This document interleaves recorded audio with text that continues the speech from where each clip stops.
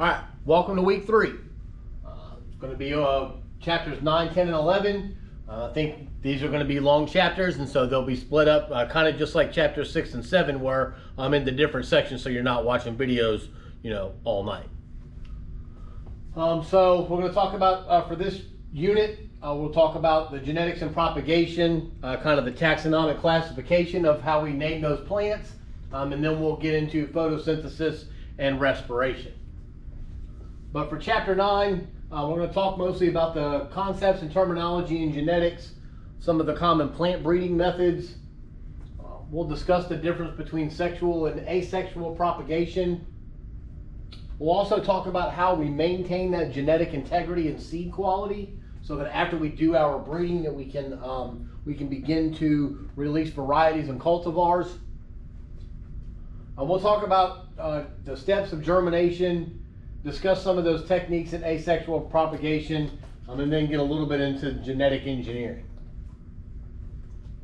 So when we're talking about plants, we typically think of like our cultivated plants, which are the ones that we grow for a specific reason, for a specific purpose. But those plants also exist in the wild. And so every once in a while, because we've cultivated these plants, sometimes we can refer back to those wild type species to get some of those genetic characteristics that we want to incorporate into our cultivated species.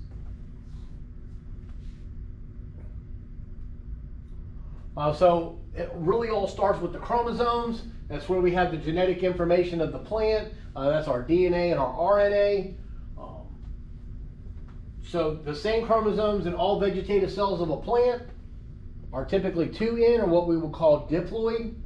And our sex cells are going to be haploid. So one cell and one cell together to form, so the chromosomes in cell 1 match with cell 2, and then they form this diploid cell. So it's the DNA and the RNA and how those replicate and then link together, kind of like zippers. And that's what makes up the the genotype of our plants.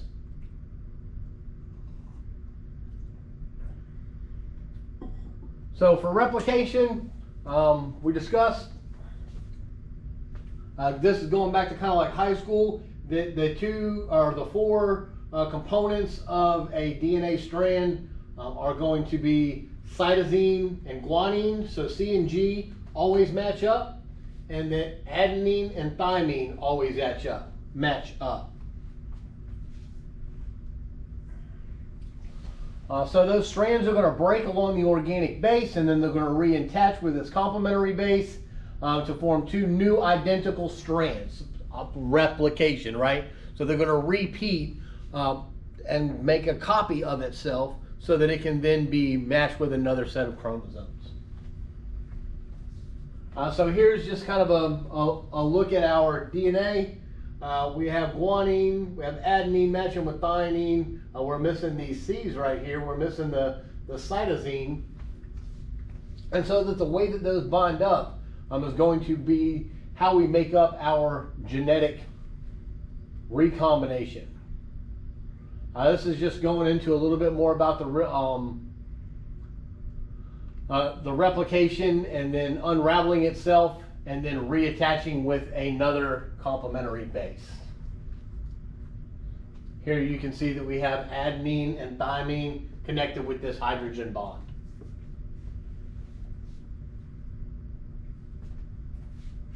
So the DNA is going to be the template for the RNA because RNA is only a single strand.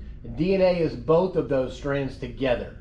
So DNA is like two RNA strands together.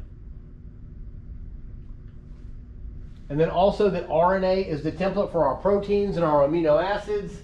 And so that is what's going to help plants kind of grow and complete those plant metabolic processes. Next we have genes. They contain the hereditary elements, and there are many genes in a chromosome. And they're carried from one cell, carried from one cell generation to the next. So not only are we talking about generations from plants, but we're also talking about the regeneration of cells. And so that DNA material in cell 1, as we start to go through cell division, then we're talking about the next generation of cells that form.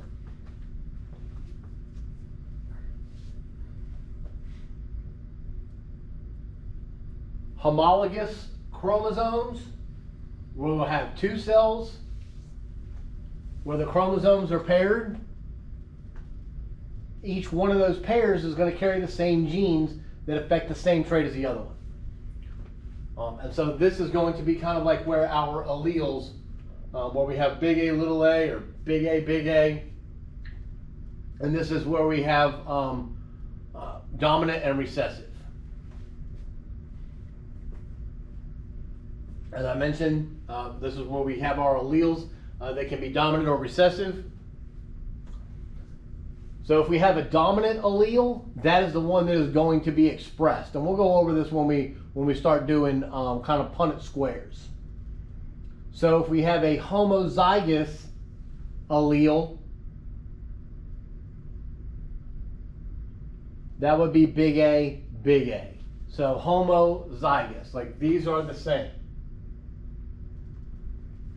Heterozygous, and I guess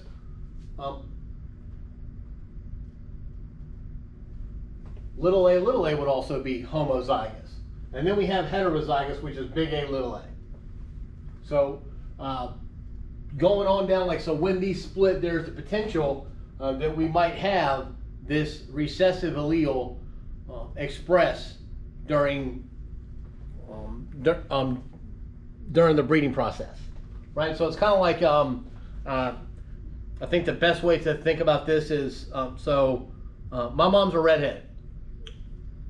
And if I were to have kids, there's a possibility that that recessive gene has been passed down to me. And if I were to reproduce with someone who had that other recessive gene, there's a possibility that that could actually express as a redhead, even though I am not redhead.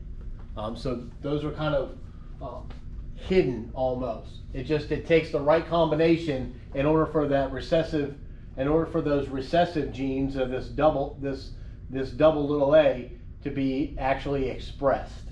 So it may be there, the trait may be there, as in this heterozygous big A, little a, but because we have a dominant trait, it's the one that shows. It's the one that expresses in the field. So we have genotype and phenotype. This is the genotype. Phenotype is what we see in the field. So in cell division, we have a 2N vegetative cell. This is going into mitosis. This is right back from biology. We just have this in plants now. The chromosomes will align, they'll replicate, and they'll divide and replicate into each new cell. These new cells are also 2N.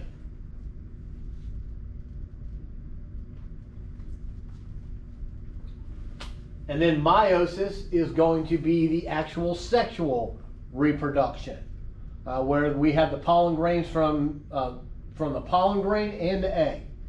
And those homologous chromosomes are going to align across from each other. They'll go through kind of the similar process, except that the male parent will give one set of chromosomes, and then the female parent will give one set of chromosomes. Those two chromosomes will combine together to form the that cell and the genetic information contained within that cell.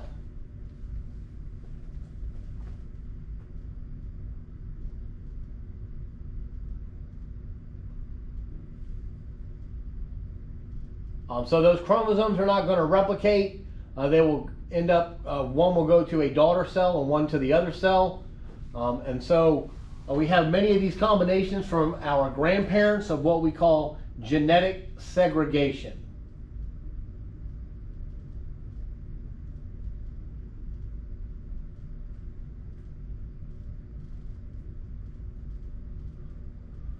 So During fertilization, we'll have a 1N cell from the male gamete that comes from the pollen grain. Because remember, we talked about in our male part of our flower, which we have the filament, the anther, and the pollen.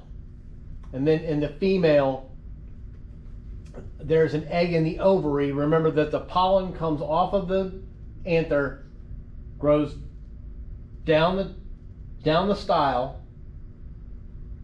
and into the ovary tube. I mean, it was the stigma. And then into the ovary where the fertilization occurs. It'll form a 2N zygote, and then there are many different ways that that segregation can recombine. So it is it's random. We cannot necessarily depict, there's so many different pairs and combinations that we cannot predict which way those are going to recombine until we actually grow the flower out or grow the plant out and see the phenotypical characteristics.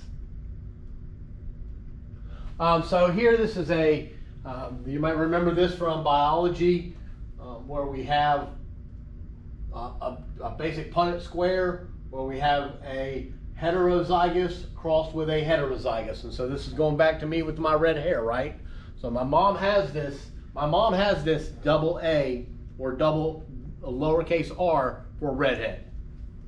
And so this is where that comes in. So we have basically a heterozygous crossed with a heterozygous, that at some point in time, two heterozyguses, there's the possibility for a recessive allele to express.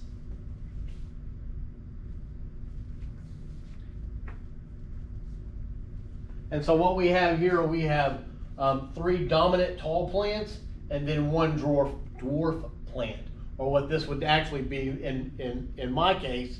I actually have big R, little r, so that as far as for my red hair, that's kind of dominant with I have brown hair, and if I grow my beard out, you can see the red hair in it. But if I were to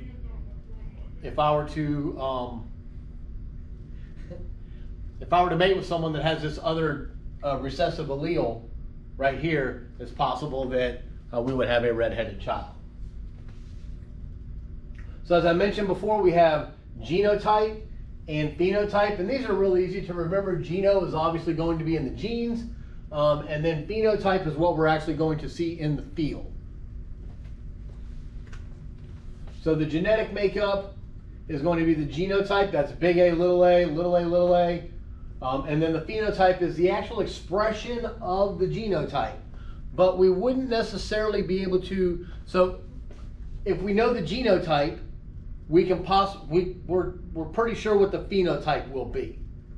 But if we have a phenotype, it's not necessarily sure that we know what the genotype is, because it could either be homozygous, which is big A, or it could be heterozygous, big A, little a. But because there's a big A, that dominant gene is what expresses. And then also we have some interaction with that gene activity and the environment. And so I think one of the, probably the best example of this would be in hydrangeas, that when the pH is low, we have blue flowers. And that when the pH is high, we have purple flowers.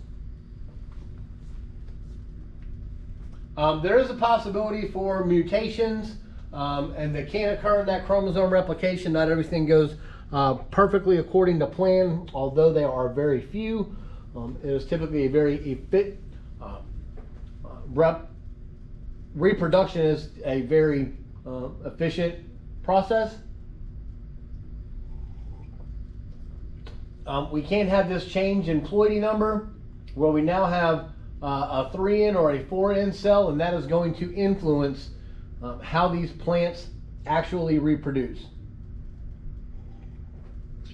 And then we have this crossing over, where we have a breakage of the chromosome segment, and then it reattaches to a homolog. We also have some cytoplasmic inheritance, and so remember we talked about the parts of the cell. So in that cytoplasm, one of the ways that they typically kind of go back and determine how, like what the line is in the mitochondrial DNA. You might have heard that before, because that does not change. That DNA is like the original, so it does not change. We also have DNA in the chloroplast, and right here where it says it's inherited only maternally. And that's how they determine those hereditary relationships. What is it, 23andMe or any of those like family tree kind of, how they go back and check is going to be done. They will typically try and do something with the mitochondrial DNA because it's just preserved, it's consistent throughout all generations. So now that we know a little bit about that, we can get into plant selection and breeding. And so the first thing that we want to do, pick the plants that are the best. So while we were thousands of years ago, when we were trying to figure out which plants we want the tallest ones that produce the most fruit, or maybe we want ones that are resistant to disease, or they can withstand certain environmental conditions. So we want to take those plants first. Those are the plants we want to start with. So we'll choose that plant with the desired traits, and then we'll increase those plant numbers so that we can improve the availability of that plant. So what we'll do is we'll select the male and the female plants that have, those desired traits, preferably big A, for each, so that we get 4 genotypically dominant plants. So we'll cross those, and those will produce the offspring with those 2 traits.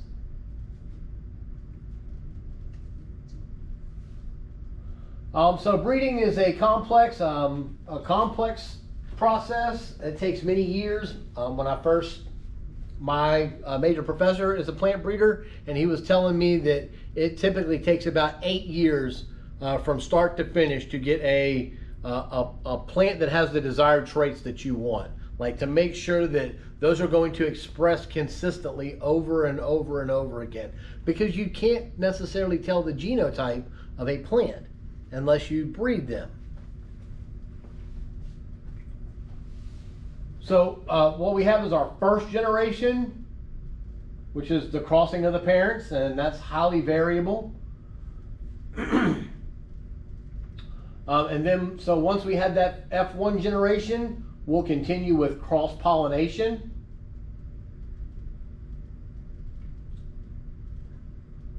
We might do self-pollination, where we only take the pollen from the, like if you had a complete flower and a perfect flower, you could take the pollen from its own flower. And then we have back crosses. And back crossing is just crossing it again, maybe with a parent or a different species, or like bringing it back to the original. So we're trying to get that back to the original form. They do this like with in Chinese chestnut blight. And then next we have the F2 generation, which comes from crossing 2 F1 generations. So if you're just trying to get a single trait, that's pretty simple and straightforward. If you're not worried about anything else, when you start getting more genes involved, again, because replication of DNA and that meiosis and mitosis are random, you really don't know what you're getting. And so we typically have to go to molecular genetics and genetic markers in order to make sure that we get the right plant or the right gene, so that we have the plant that we're looking for.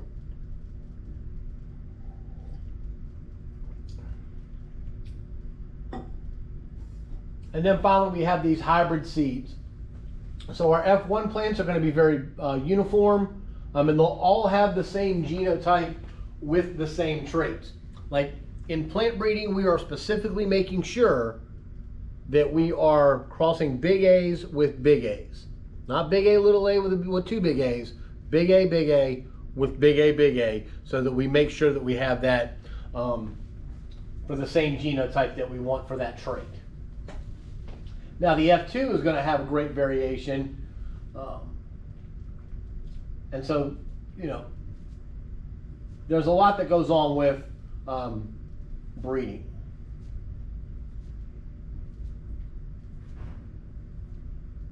Next we have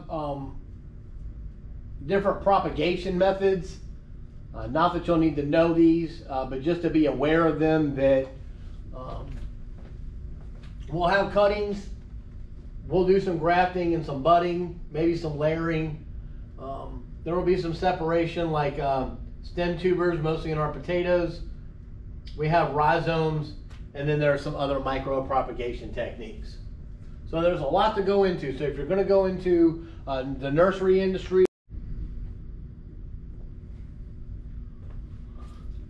so a few more terms about propagation is going to be cultivar. So cultivar, cultivated, is something that we have cultivated and created a variety that is specific for cultivation. In agriculture, sometimes we like to keep it fairly simple. Next, we have a line. A line is something that we produced from true seeds. So we did not propagate this. This was grown from seed, and we just continued to pollinate or breed these plants without doing any other propagation of any kind. And then we have a clone. So this clone originated from a piece of a single plant and propagated vegetatively. So like we've bred this thing, we've trained it and got the desired traits that we want. This is our cultivar. We produce that. We produce lines from seed, and then our clone. So this is going to be sexual reproduction. This is our asexual reproduction. A clone would be something like lantana. You can take lantana, clip it, put it in the soil, and it'll grow a new plant. That new plant is an exact clone, has the same genetic makeup as the plant that it came from. It makes sense, right? So kind of the steps that we go through with sexual propagation, we have seed production. The plant goes through its life cycle, and then we have seed formation, which we discussed in last week's lectures. Next, we'll store that and test the viability of it. So seed production, seed formation, seed storage and viability. Next, we'll test the dormancy of the seed.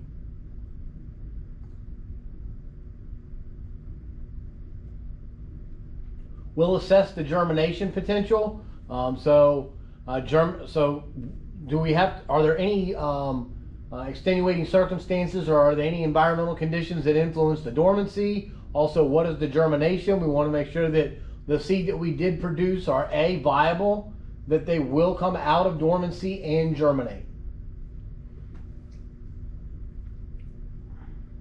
So for seed production, we want to make sure that we have all homozygote. We want to make sure that it's pure. We don't want any heterozygous alleles. And we can do this through self-pollination.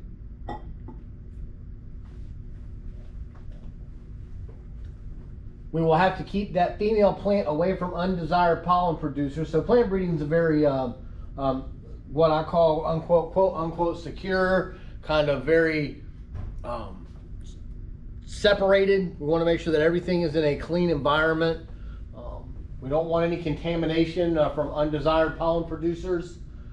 Whether that be, that may not even be from the same species. It may be from some other species. They can still get in, they can still land on the stigma and grow down the style and at least enter our plant.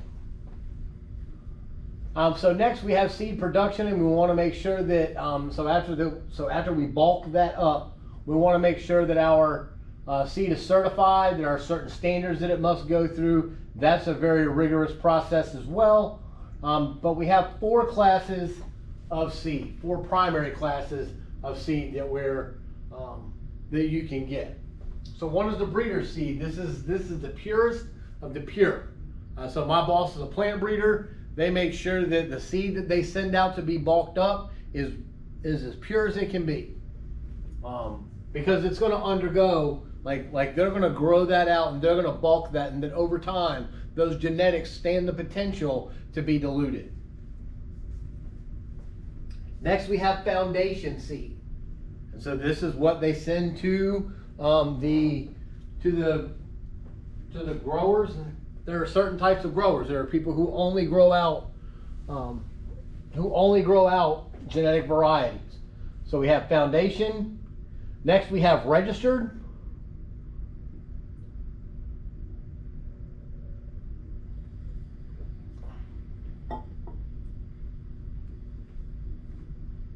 Certified. And so certified is typically what a grower will get. This is what the farmer or the producer receives. So they want to make sure that they got certified seed. They know what they're getting. They know that each one of those seeds are going to germinate at exactly the same time, or you know, within a good window, a 24-hour period window. They're all going to grow to the same height. They're all going to tassel at the same time. I'm talking about corn. They're all going to tassel at the same time. They'll all reach physiological maturity at the same time. They should all also dry down at the same time so that we can harvest those. And so then we have different colors of seed tags for those. And so the breeder and the foundation seed are going to be white. The registered seed are going to be pink or purple. I want to say it was purple. And the 3rd generation is going to be blue.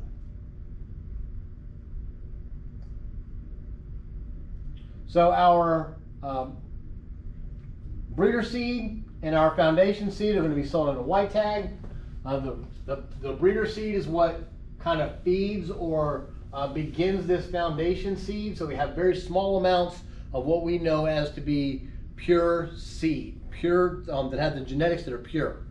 And they'll grow those out in limited amounts. And so the foundation seed is then going to produce the registered seed.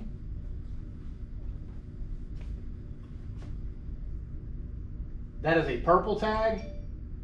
And then this seed source is going to be what we use to get our certified seed. So again, like I said, we have a known genetic identity and purity. We can get those in large quantities. Those are sold to the farmers with a blue tag.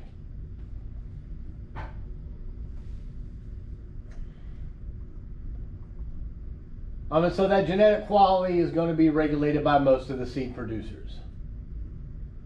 Next, we have seed formation, and there are 3 essential parts to the seed: the embryo, the food storage material, and then the seed coverings. So like the seed coat or the shell. Embryo, food storage material, and seed coverings. If we go back, we remember from seed formation that the flower part that develops is that the ovary actually develops the fruit.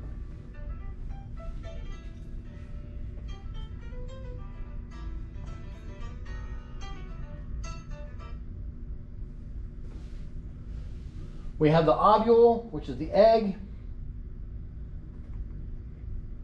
The integuments actually become the seed coats.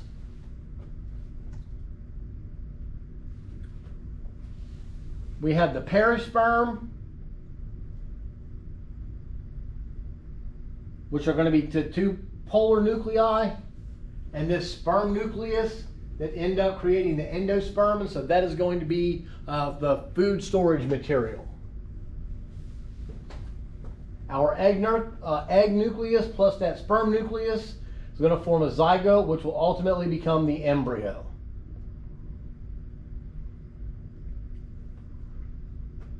Next, for seed storage and viability, we want to make sure that that embryo is preserved over time. So in the proper temperature and the proper humidity, seeds can be preserved for, in the right environmental conditions, thousands of years. Some plants have seed that are still viable after thousands of years. They're just in the right conditions. So the genetic material is still there. Once we gave it the light, temperature, water, and air that it needed, it turned into a plant, just like it was supposed to 1,000 years ago. So if we can keep that in the proper environment, we can store this seed for a long time. There are a couple of ways that we can test the viability of it. One easy way is to just cut it open and see if there's an embryo there. We can do a float test, and then a more expensive way would be an X-ray test.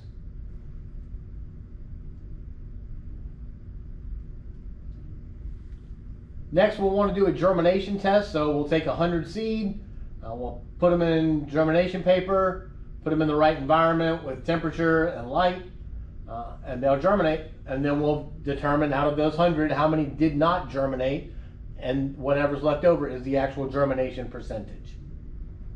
Another way to do this is a tetrazolium test. And so what we'll do is we will cut, let's say it's corn seed. We'll take 10 corn seed and we'll cut those open and we'll put them in this tetrazolium. If the embryo is alive, it will respire and turn red in this solution. And if you wanted to get super fancy, we could remove that embryo from that seed, place it in a paper towel, and then check for signs of activity. But the tetrazolium test, the germination and the tetrazolium test are probably the two most common that you might run into as far as testing for viability. Next, we have dormancy. So seed need to undergo a certain period of time before they will begin to germinate. Some of them are cold requirements, some of them are temperature requirements. Sometimes we may need to scarify the seed. We know that we need certain light conditions. There may be a time period. There are several factors that can contribute to seed dormancy. One might be seed coat, where we're preventing water from imbibing the seed and beginning those processes. If we don't have any gas reaching the embryo, then germination won't happen. As I mentioned, some of the ways that we can break that seed coat dormancy, one is going to be scarification. So if you could think about a piece of, maybe they'll vibrate some seeds on some sandpaper. Stratification will chill those seeds to a low temperature and then expose them back to a warmer temperature, and hoping to induce some change. Some seeds will need both scarification and stratification.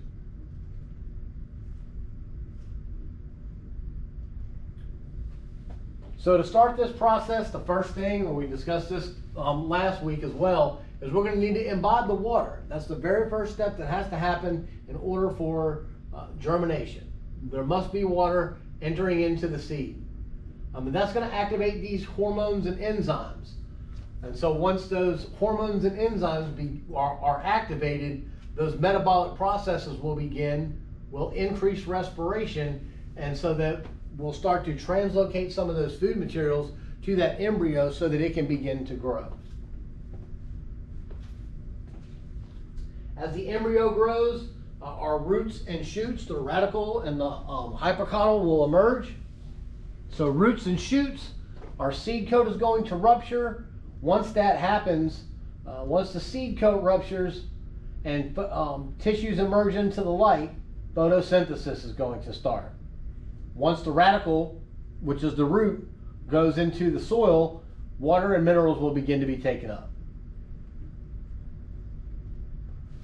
So here on the left we have where we have our radicle that is entering into the soil. We have imbibed water, and now this process of germination has begun.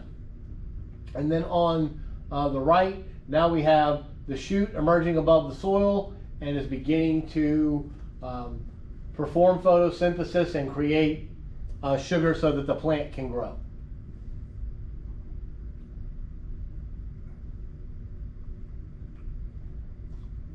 As I mentioned before, there are some environmental requirements for seed germination: water, temperature, air. It does not appear that light is one of them. Some plants are able to germinate without light. I guess most plants would be germinating without light. They're in the soil. Some species do need light for germination, so we'll plant them shallow. Some plants do not require light for germination. They require a dark period. Something else that should be considered when thinking about germination, and we've got these seeds that you just spent thousands of dollars on that you're about to put into the soil. There's a possibility, because of the environmental conditions, those are also ideal environmental conditions for other pathogens. And the plant's young enough or not old enough to be able to ward off or fend off or overcome some of these diseases. I actually had this problem. I was doing one of my very first studies, and I was watering the plant every day. I was watering a little 2 or 3 inch pot, square pot, and I overwatered it, and the plants did not, and the plants were not germinating because there was no air.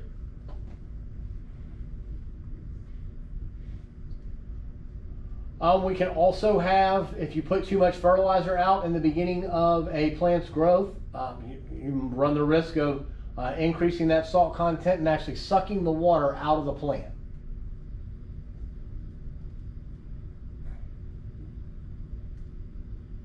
So for vegetative propagation,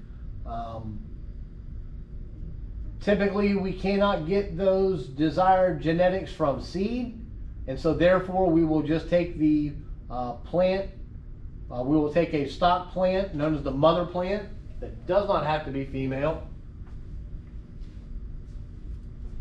and we can maintain those cultivars by asexual propagation as clones. And so, as I mentioned before, you take lantana, you take a clipping, put it in the soil, it grows a new plant, and it's genetically identical to the plant that it came from, which makes sense, right? Because there's no new genetics introduced into this plant.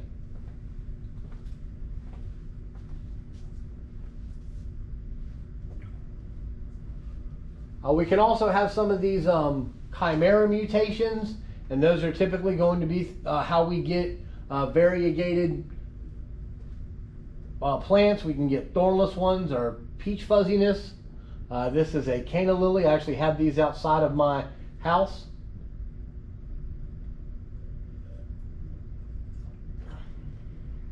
I'm not going to go over chimera mutations too much. Next, finally, we have this apomixis. And so we do have a seed that forms and germinates, and if there's no fertilization, then there's no cross-pollination. And so the embryo has the same genetics as the parent plant. Something such as like citrus. They'll go through a juvenile and mature phases just like a normal seedling would. All right, that's all there is for section 9.1. We'll see you in the next section, all right? Bye.